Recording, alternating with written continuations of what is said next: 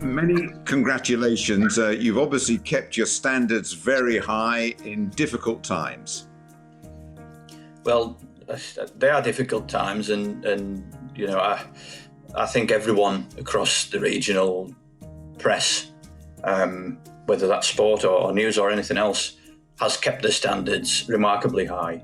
I'm full of admiration for how people have across the board tried to do that. John, how important do you think it is for us to have a flourishing regional press in the UK?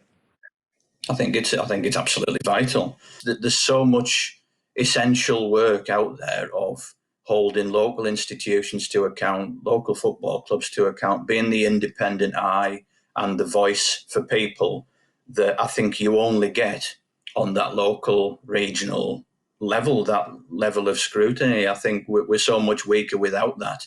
John, it's the seventh time that you've won this award. You reckon you're the most prolific individual winner in the history of the SJA Awards. You must have had other little offers to go elsewhere. What is it about the job that you do and the area that you do it in that keeps you there?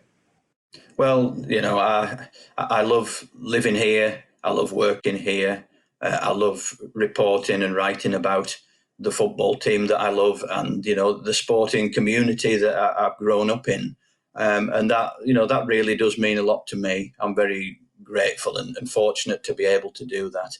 John, could I just ask you to talk about one story in your portfolio about an amateur boxer, Robbie Pattinson, who was brutally attacked and came back? And it's interesting how you got to hear about that story. It was as simple as an email came into the sports desk from Andy Crossman, Robbie's coach and trainer at Wigton Amateur Boxing Club. This is potentially quite an extraordinary story of a lad who only a few months earlier had been stabbed and very, very come close to losing his life in a horrific attack.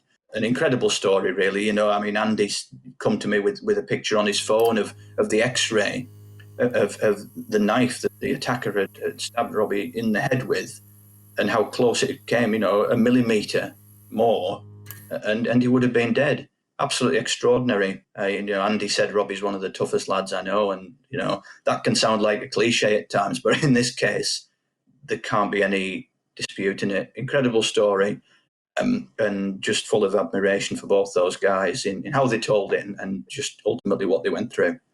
I'll tell you what comes through loud and clear to me and everybody watching this, John, is your love and enthusiasm. Driving 6 hours, watching a game of football, writing about it, reporting on it, interviewing people about it, talking about it, and then coming home and calling that work. Let's be honest, a lot of people would absolutely kill for that. So I know how lucky I am to do it. I know all my peers have that sort of gratitude to be able to do it. That's why we give so much to it. That's why we love it, and we want to keep doing it, basically. Great stuff, John. Brilliant to talk to you. Many, many congratulations from us all. Thank you. Cheers.